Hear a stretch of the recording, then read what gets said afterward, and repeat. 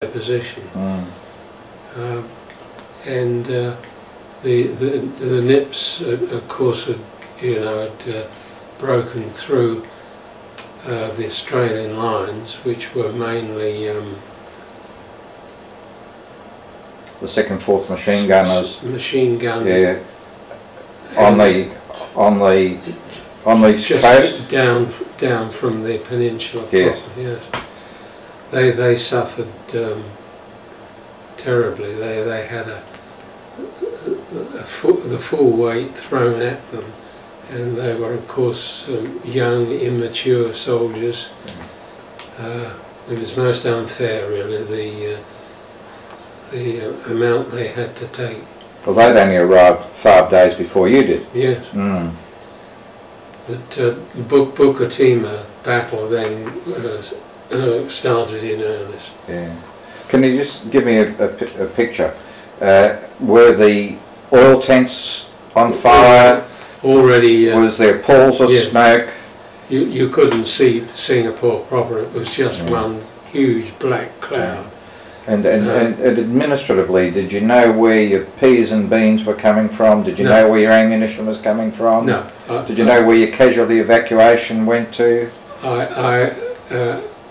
As a company commander, I only had close contact with the other senior company commander, and our headquarters and colonel and so on were established at the I think it was Raffles. It was called Raffles College, further down Bukit Timah Road.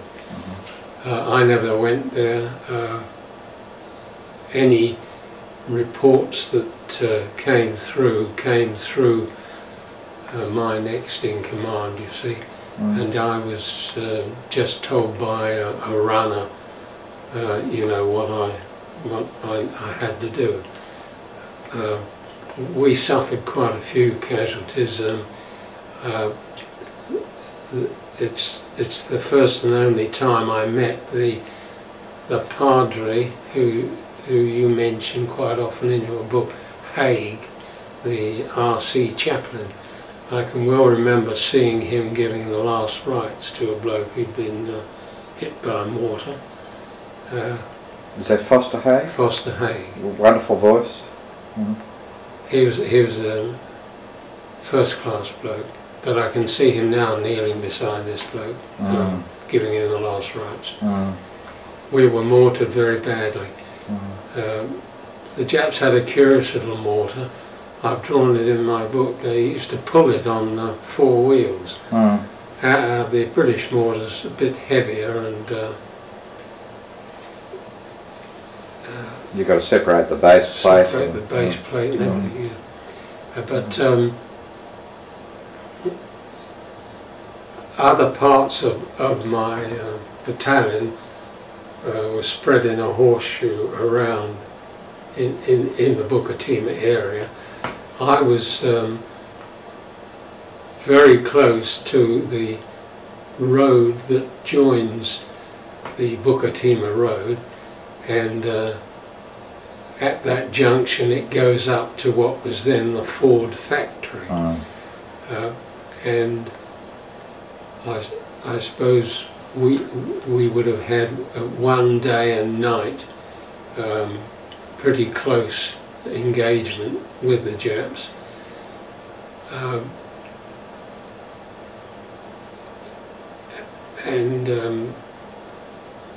We got one reinforcement platoon come up.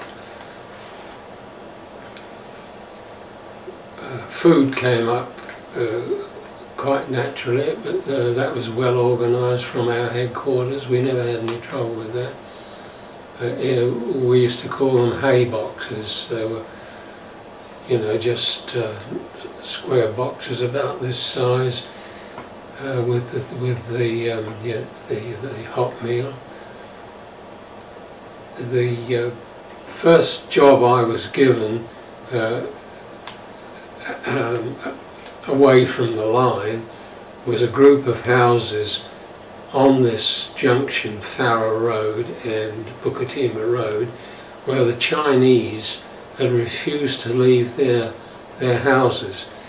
that was a very nasty job, because they wouldn't move.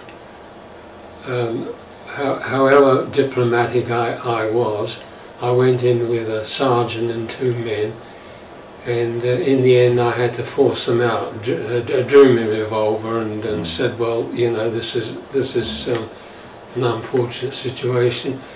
You know, you're in our line of fire, and had to get them out. Quite a few of those all got shot up by the Japs anyway, because, as I said, the Japs were coming through quite quickly into Bukit Timah area. Any odd Chinese settlement was set on fire and blazing away. One of our platoons actually had used one as cover, and were rather badly mauled and burnt in the area.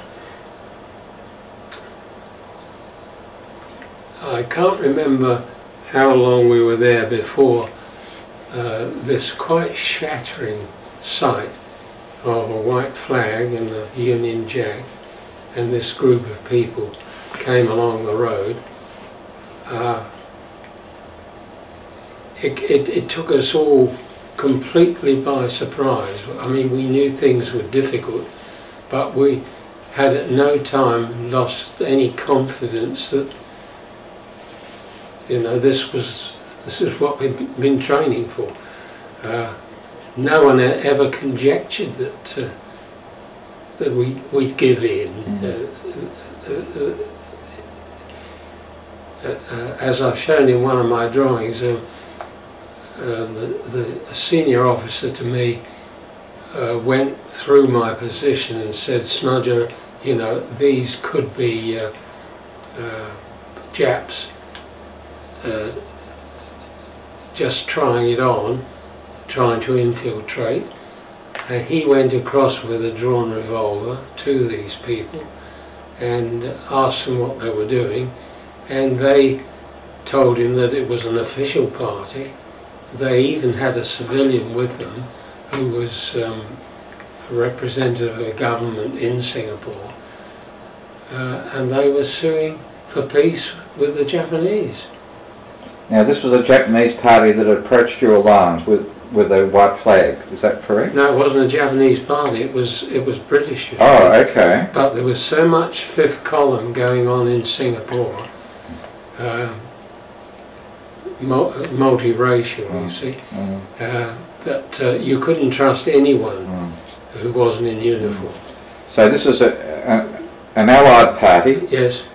They came up by car to a certain position. Yeah. Did you have a roadblock or something like that? Yes, and on the Fowles Road one, I built this roadblock with the other platoons. You know, it was quite impassable. They said, "We've got to go through.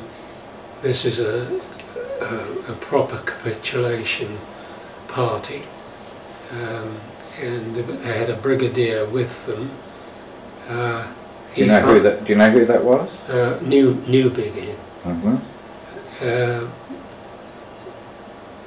And was Cyril Wilde? Cyril Wilde was there as the interpreter as well. Yes.